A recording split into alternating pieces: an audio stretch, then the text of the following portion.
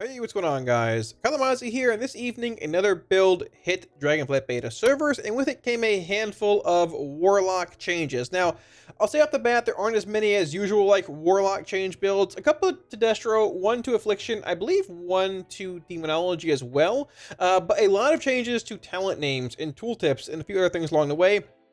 The Destro changes are actually pretty interesting. Mayhem and Cry Havoc are now implemented, and there were some changes made to Mayhem's tooltip that gives a lot of extra value to rolling Havoc. I'm not saying Mayhem's going to be better than Havoc, it's not going to, but there are some scenarios where I could see it having a higher high end if you roll the right RNG. So, this evening, I want to look at all those changes, talk about the tooltip changes, all that, and really just, well, go from there. Now, two things before we get into the actual video here. Number one, the Warlock Dragonflight beta spreadsheet is indeed now live on Patreon. The Tier 3 Belguard rank on Patreon higher does get early access to that. It is a bit of a work in progress because there's a lot of information missing from Dragonflight, like tier gear, crafting, professions, this and that, but everything that we know for the most part, different builds, talents, bugs, loot, all that kind of stuff, is indeed now in the spreadsheet. If you're looking at supporting on Patreon, it should be a link up here, as well as down in the video description below. And number two, I have indeed, which I talked about a few times, made a second channel on YouTube for clips and short videos and things like that from stream, from some YouTube videos here and there. If you guys haven't checked it out, it should be a link or something up here somewhere. If you'd like to check it out, yeah, feel free to do so. It helps out a ton. So, with that being said, let's jump into the video, starting off with just the overall changes. Okay, so getting into the class changes here, keep in mind, like I said, most of these are like talent name changes, some tooltip changes. There's one for Affliction, a few for Destro. Unfortunately, Demo got some name changes, but nothing of like actual, like, hey, the spec changed or something got buffed or nerfed, right? So quickly here, just Malevolent Visionary is the old Antorium plating. It's the one that increases dark layer damage and duration. It's changed to Malevolent Visionary. The actual ability has a new icon now. It's a green eyeball, sort of cool. That's sick. Moving on. So Tormented Crescendo is the old Calamitous Crescendo. Exact same thing, just name change. And the one thing for Affliction that changed this build, Dark Harvest. So it used to be called Decaying Soul Satchel, as we know. It is now called Dark Harvest, and they have indeed returned the 5% crit haste modifier like they had before. So about a month ago, whenever they overhauled this part of the ash tree behind this window here, they moved Dark Lair more central and put Soul Rot on the outer row here, which I think is a good idea. We talked about it earlier. They added in Soul Eater's Gluttony as well. Whenever UA deals damage, the cooldown of Soul Rot is reduced by half a second, or 1, if you have 2 points in it. And it leads into now Dark Harvest. Now, with Unstable Affliction active permanently, it brings Soul Rot to around a 35-ish second cooldown with like 7% haste currently. Could be a little lower, could be a little higher. It's interesting because it sort of lines up well with your Vile Taint if you're in Mythic Plus and things at times. Have to see where it goes. We're going to play it this weekend a bit in dungeons and try and figure it out. But that's solid. It seems like you could very well have that Soul Rot Vile Taint window for nearly every pack if you're in a relevant Mythic Plus key or a higher setting, right? But the big thing here is that they have returned this to 5%. So up until recently, or today, it was 2.5%. This talent used to be 2 talent points, but it went back to 1, or it was changed to 1. At 2.5%, this felt terrible. It was not worthy of being a capstone at all. Now it's mostly worthy of being a capstone, I think. They've essentially doubled the haste and crit you get from it, so it's solid. This is basically just what we have currently on retail right now. Soul Rot, Decaying Soul Satchel, now Dark Harvest, with a shorter cooldown if you talent into this row. Overall solid. So, also, they have indeed fixed Grim Reach for Affliction, by the way. Dark Lair no longer AoEs the entire zone whenever you cast it, so we'll take a look at that in combat in a bit here with both like this row and this row combined. The build's pretty spicy. Dark Lair dealt a pretty large portion of my damage in like 4 target settings when we tested it earlier on stream. I have taken the liberty of making a spreadsheet, flashbang warning, I'm sorry, coming up here, with like some bugs, whereas mostly all the known Warlock bugs currently on Alpha. I am not a master of spreadsheet, so I'm sorry if it looks terrible. It is what it is. The important thing, though, is that it highlights the bugs that are currently around for Destro, for Demo, for Aff, and for the class tree. Now, number one, I'll have a link to it down below in the video description. If there's bugs that are not on here that you know of, put it in the comment section or get it to me somehow and I'll add it to it. the thing to take home from this is that basically only AF had bugs fixed this week. They fixed Grim Reach, they fixed Malefic Afflictions, they fixed Summon Dark Lair, not extending dots fully, and they fixed dots being applied for a short duration at times. I don't really know if that was a thing still, but it was happening to me a few days ago every once in a while. Unfortunately, Demonology has no bugs being fixed this week. Destro had Wilfrid's fixed for it. I heard this fixed in the previous build, but it wasn't working for me until now. And the Clash Tree has not had any bugs fixed either, but the good thing is that this is actually out there. So yeah, there's that. So yeah, that's good for AF. We'll look at it here in combat in a little bit. Moving on to Demo. Unfortunately, no actual class tuning for Demonology, albeit maybe not a bad thing because Demo's pretty strong right now. A lot of talent name changes though. So Bale Spider's Burning Core is now Fell Covenant. They changed the icon to this little, like, I don't know, older detect invisibility thing. Born of Blood is now Demonic Knowledge. I guess they forgot that was a thing back in Vanilla and TBC. Who knows? Infernal Command is the old Command Aura. Anilian Training is Old Fell Commando. Pact of the Imp Mother, the one they removed a few weeks ago from the Clash Tree. Horn Nightmare has been renamed to Pact of the Imp Mother. Dread Calling is the old Grim Inquisitor's Dread Calling. And the cool one here, which is so cool, I can sort of forget them changing Guillotine from Hold This For Me, is name change from Houndmaster's Gambit to Hounds of War. And it's a cool little icon with like a dog face on it. It's pretty sick. It just sounds awesome. The talent's probably undertuned, but it sounds pretty cool. So unfortunately, no tuning for Demonology this week, but I would assume, like, and this could be a bit of a reach, but I would assume, number one, that they're trying to separate or like differentiate between like abilities they've taken from Shadowlands, you know, heading into like Dragonflight moving forward. Balespire's Burning Core, Born of Blood, Fell Commando, Horn Nightmare, Grim Inquisitors.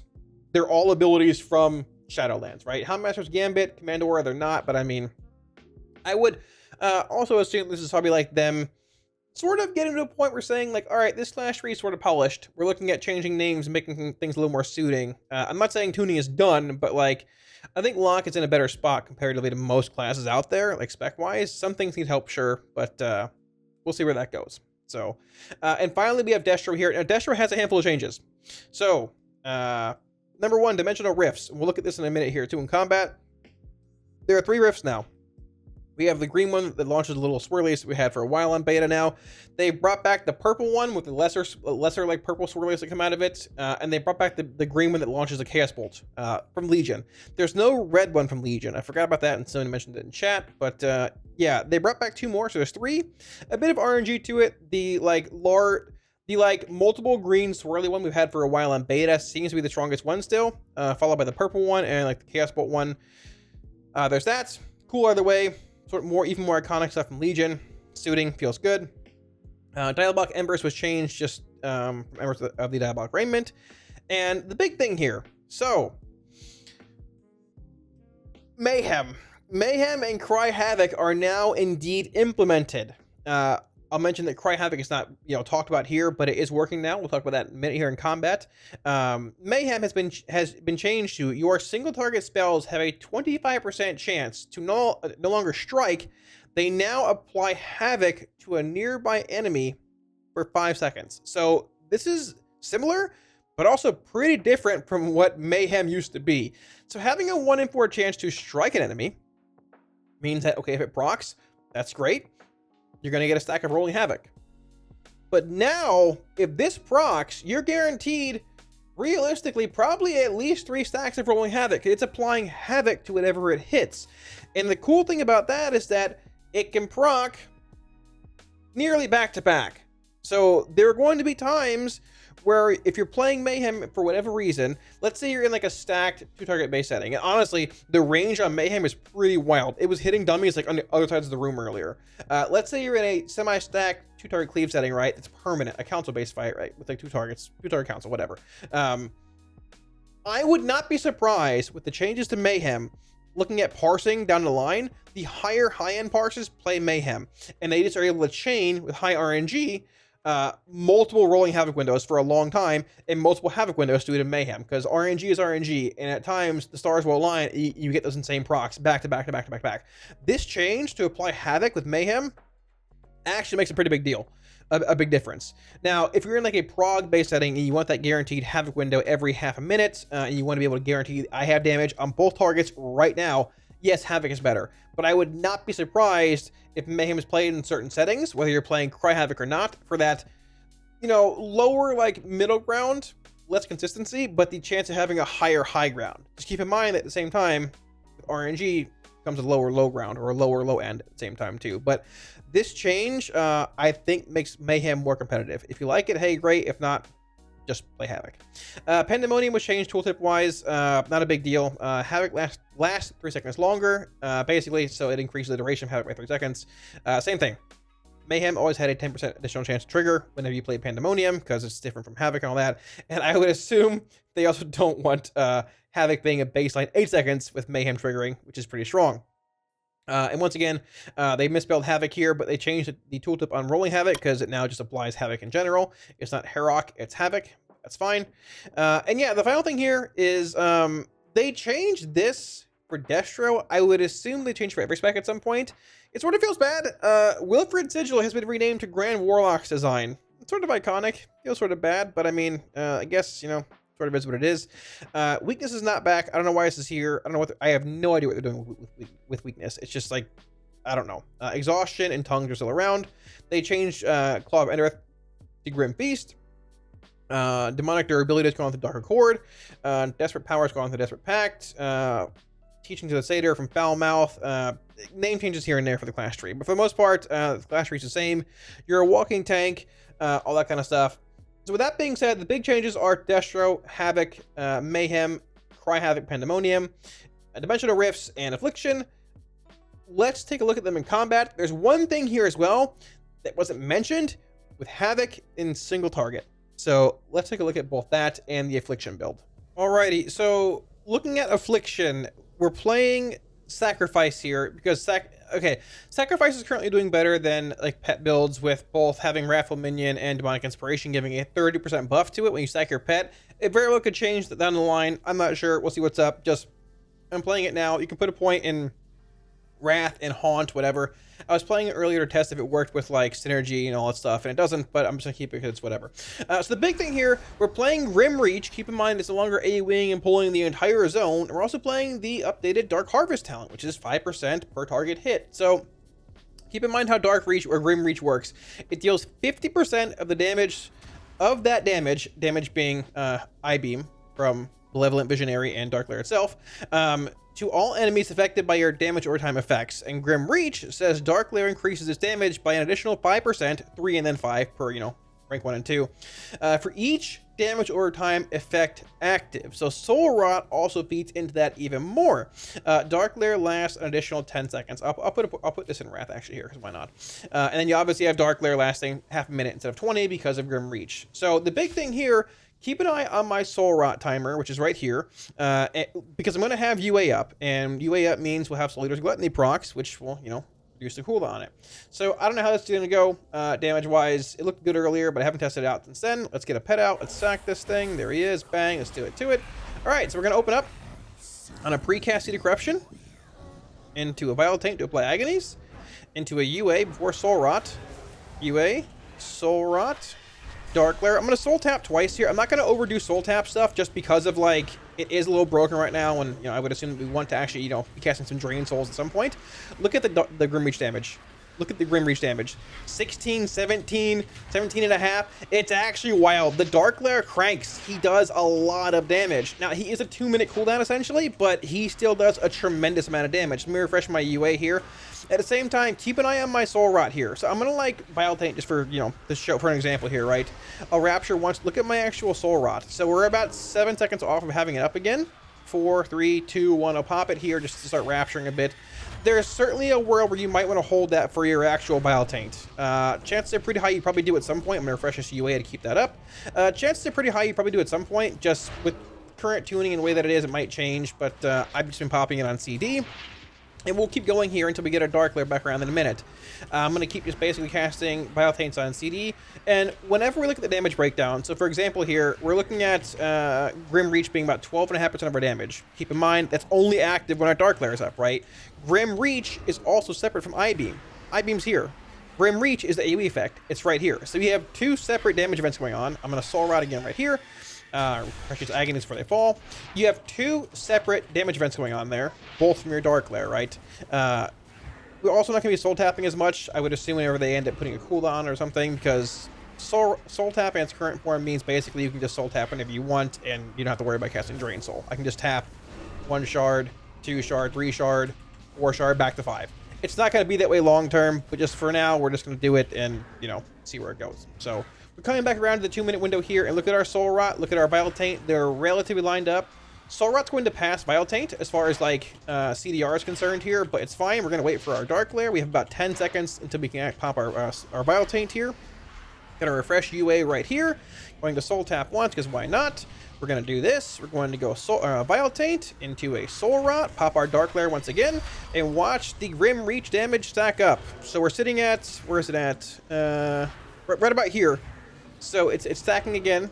I think we actually, yeah, 89k, 116k. Let me actually Soul Tap once here. 116, 10% of our damage, 11%, and it's still stacking. He has literally 10 seconds left. He's still going. He has 10 seconds left. He's still doing big damn. My UA falls, but it's fine. We can refresh it here in a second. We have Vile Taint coming up again here anyways. Put out the Vile Taint. He's literally still going.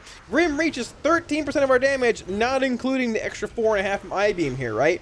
And the cool thing about this is that Grim Reach, the Dark Lair AoE effect, literally does more damage per dot that you have active. So it's even more than this in 5 target, in 6 target, and 7 target. Keep in mind that Vile Taint is capped at 8 targets. But either way, I think 8 targets, yeah, 8 targets.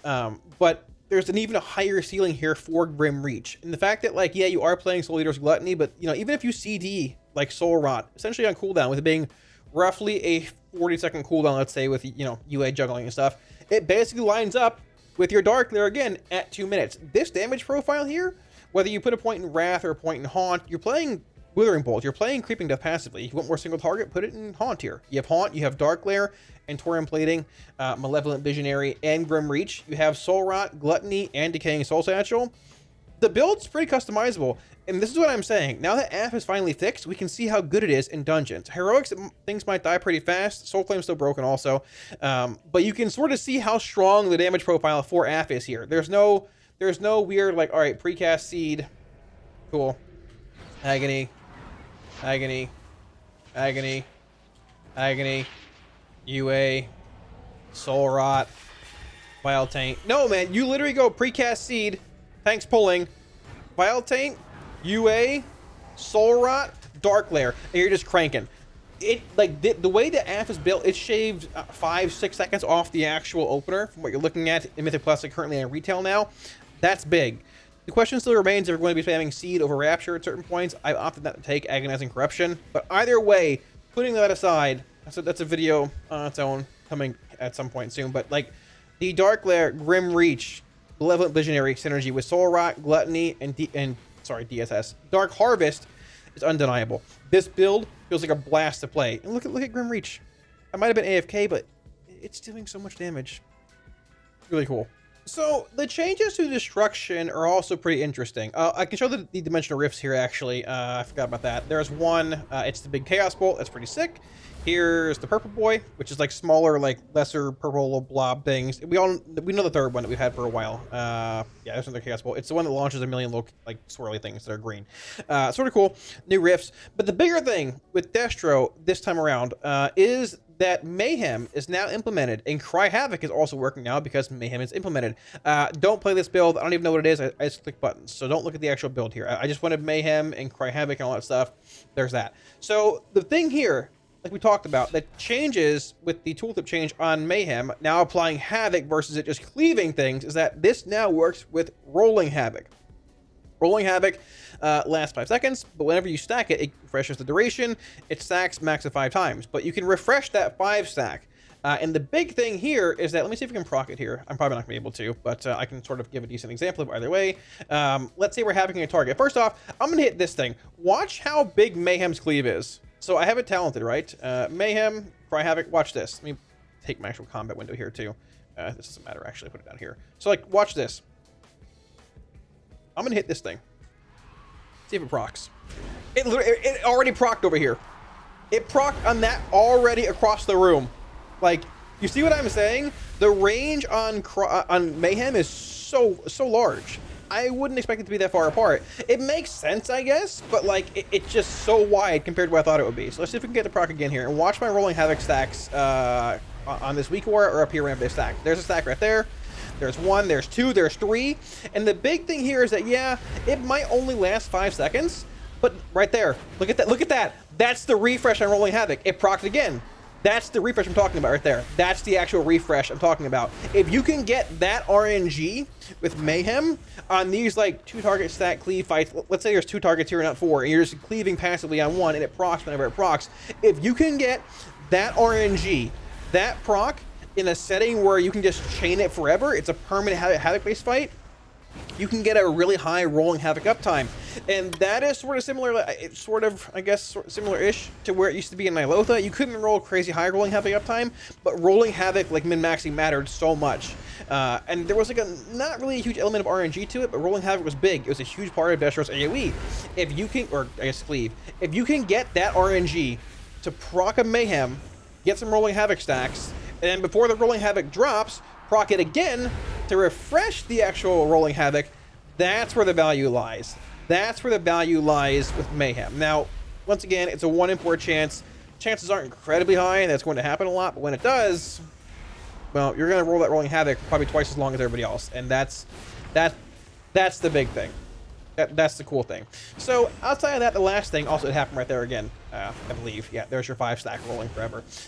So the other thing about that is that Cry Havoc's also working now too. We can see it right here. Cry Havoc hit the training dummy for 7,500 damage.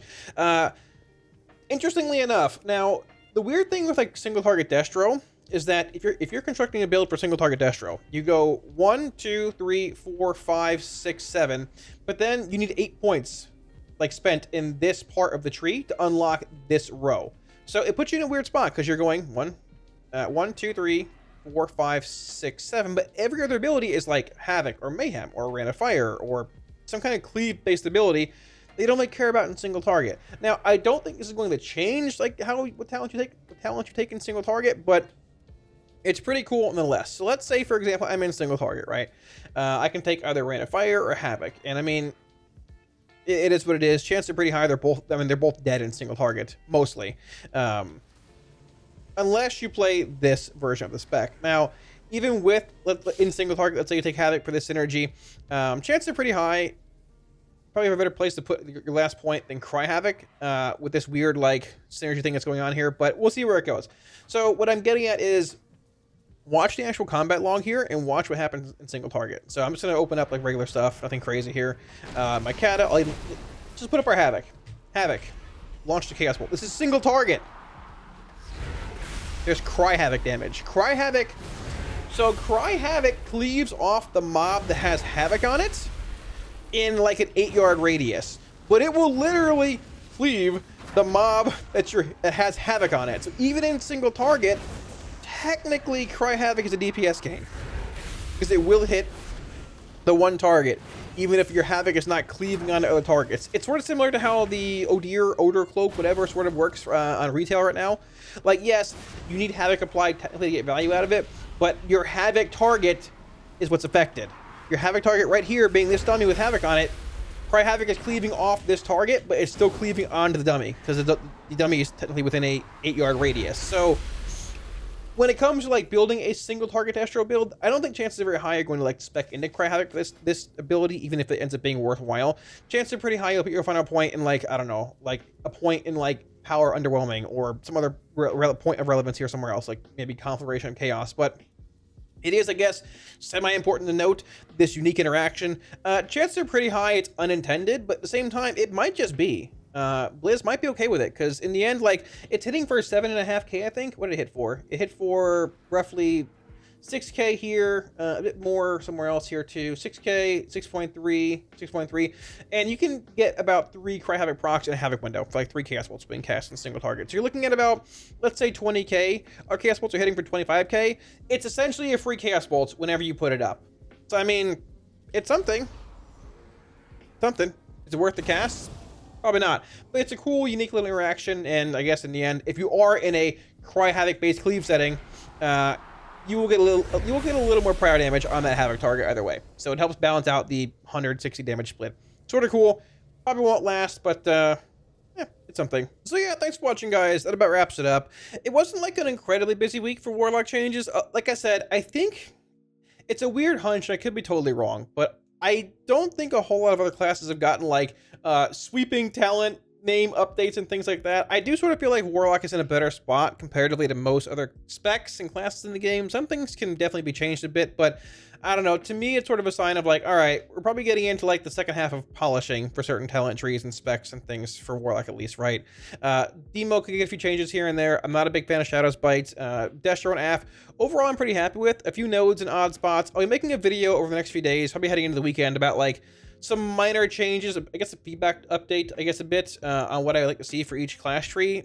But overall, or spec tree, but overall, I'm pretty happy with Locke. I'm really pumped to test Affliction out in dungeons this weekend. Finally, with Grim Reach finally working and fixed Decaying Soul Satchel or Dark Harvest, whatever it's called now.